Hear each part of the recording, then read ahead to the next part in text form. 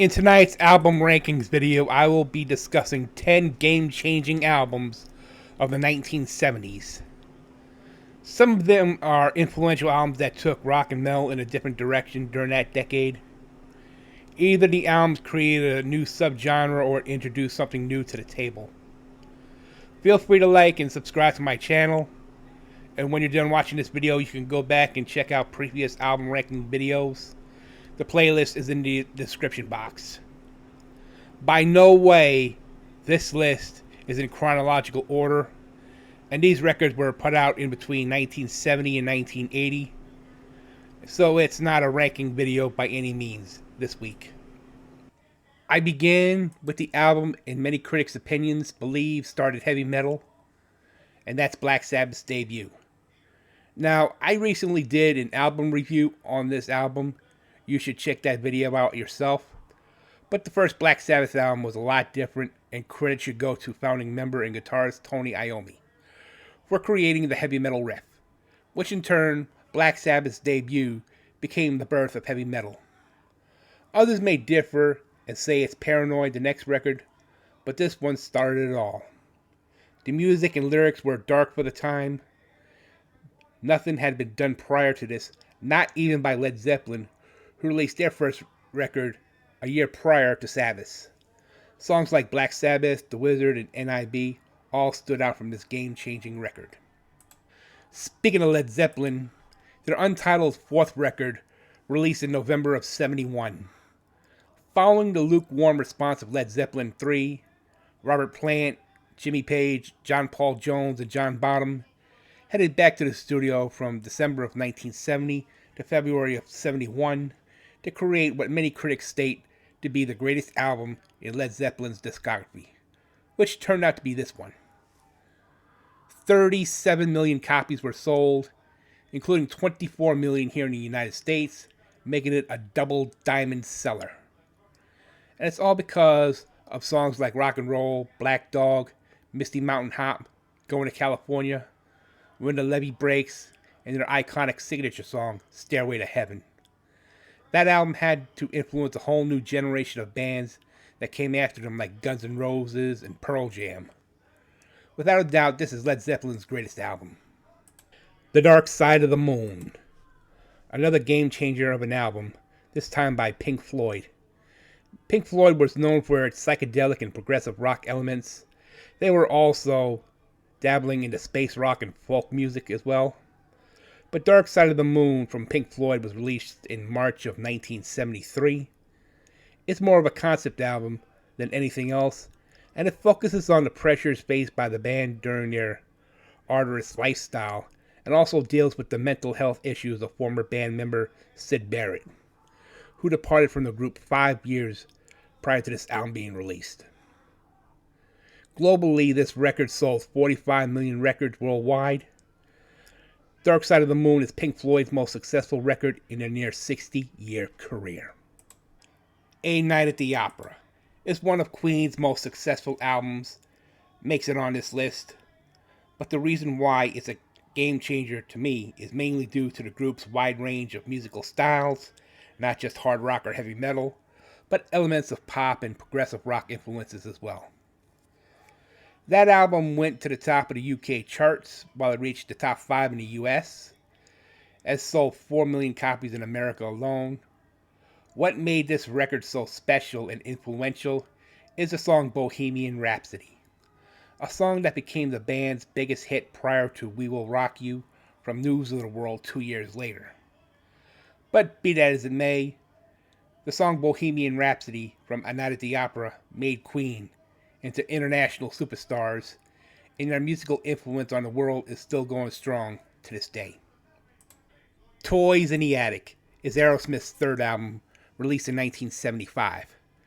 This record became the band's biggest seller, with sales at 9 million in the US alone. Their musical influences are from blues-based rock bands like the Rolling Stones, the Yardbirds, and Led Zeppelin. And that showed on their first record, released in '73.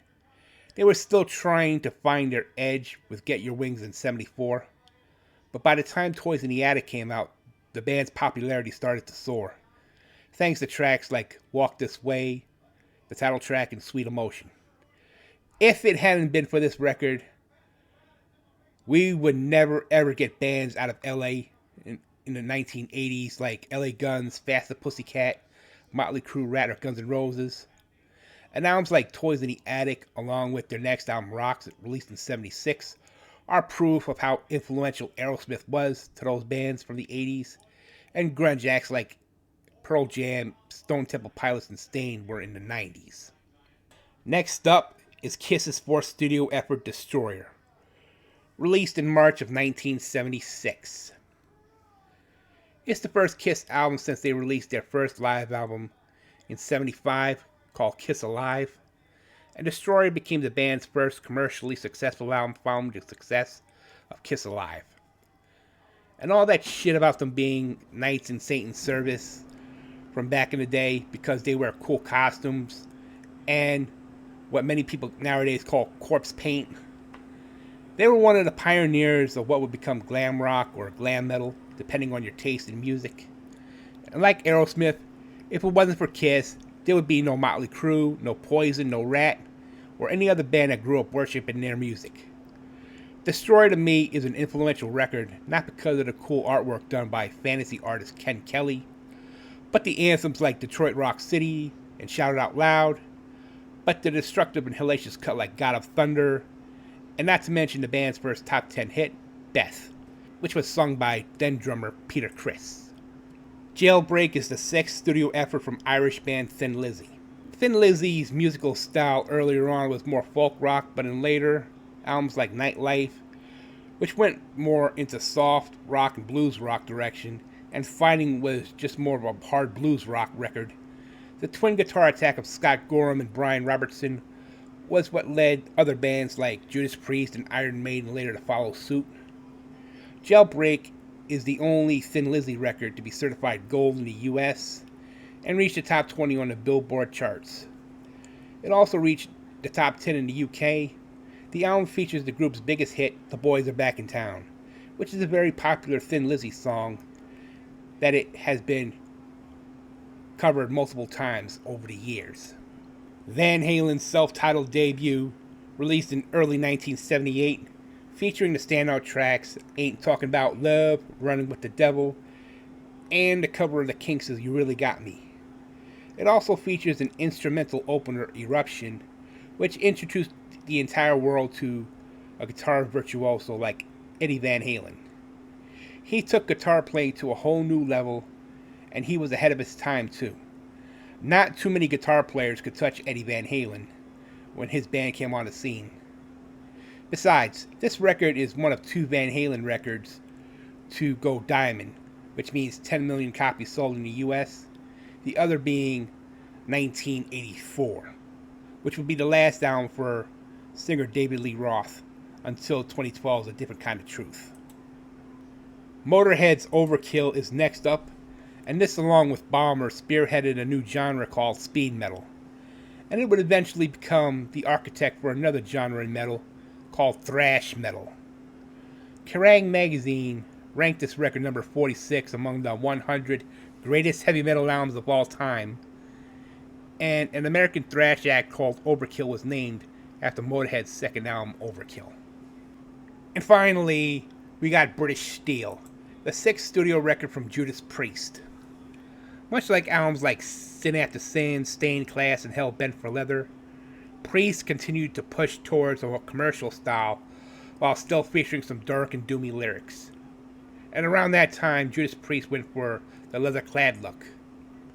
However, on British Steel, you didn't have much darker lyrics on this record.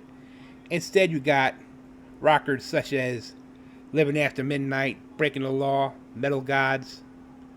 Judas Priest's British Steel kicked off heavy metal's glory days in the 1980s, so that was influential in its own right. Now I know I'm going to have a difference of opinion, and that's fine. I'm open to that, and I'm appreciative of those pointing out other albums I may have missed in previous album ranking videos. But if there was an honorable mention for this one, I'd give it to UFO's third record, Phenomenon, from 1974.